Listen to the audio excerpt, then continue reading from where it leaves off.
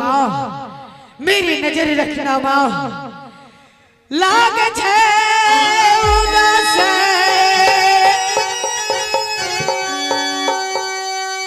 Master जी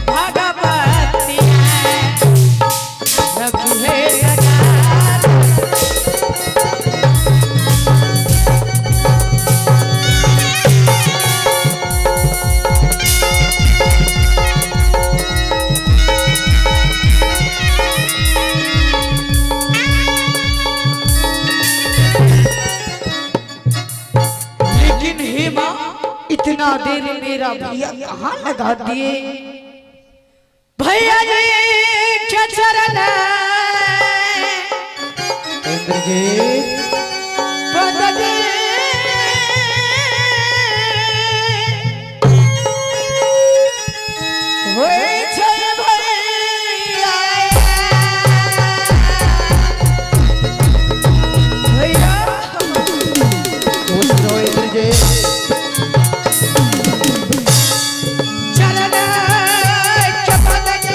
सहोदरा तो हरो अब होई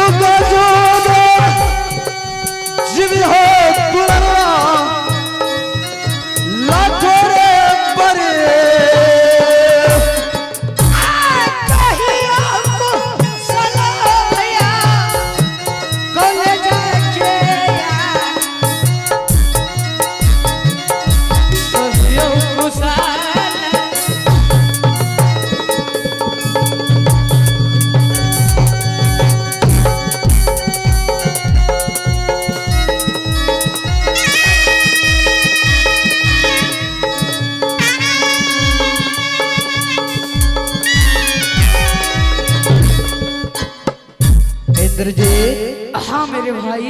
आज तुम बहुत परेशान लगते हो। हाँ भैया। क्या बात है, बताओ क्या हाल समाचार है।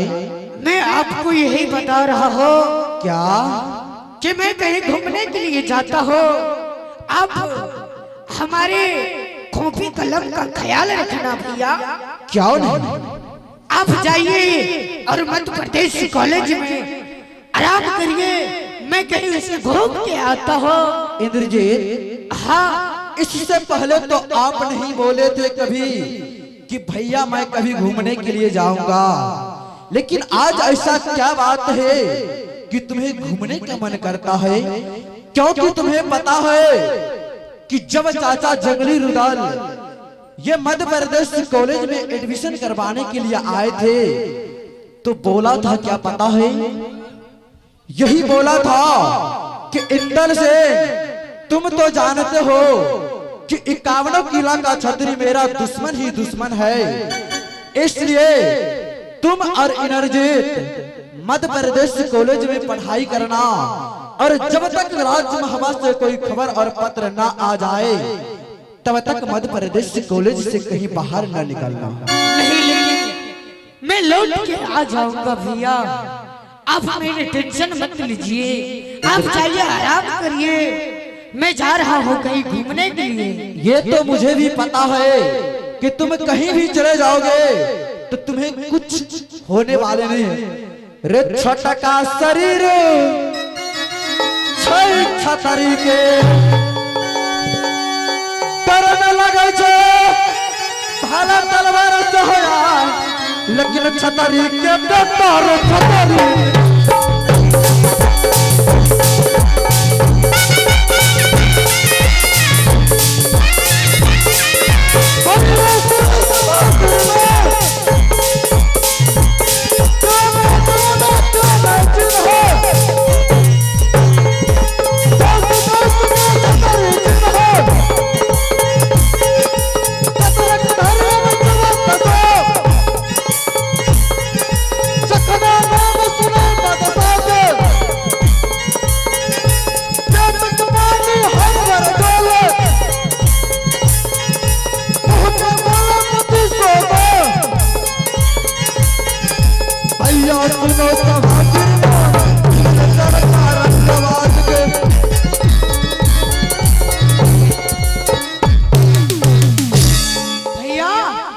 हाँ इंद्रजीत, आप जाइए आराम करने के लिए, मैं जा रहा हूँ। जहाँ अदालत लागे मैया जी के,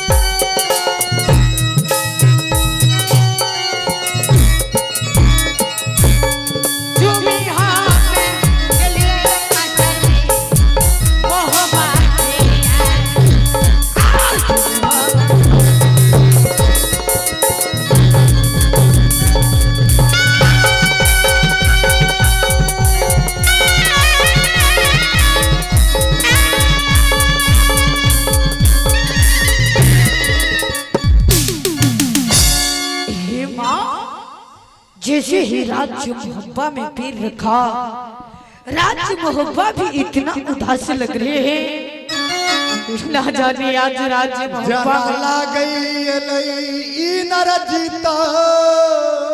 पिताजी की आवाज, भैया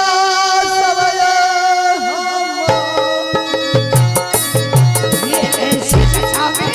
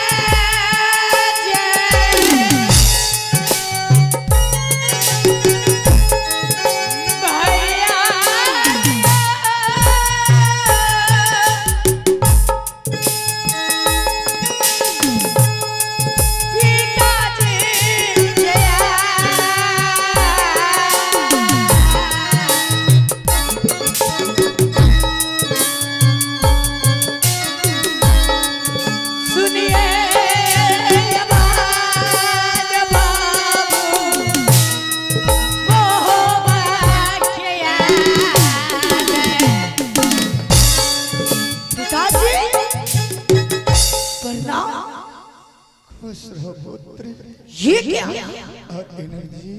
इतना शांति में? अरे माँ, ये कैसी दुर्दशा है माँ? देखियो लीला बाबू, मैं मर जाऊंगा। चलो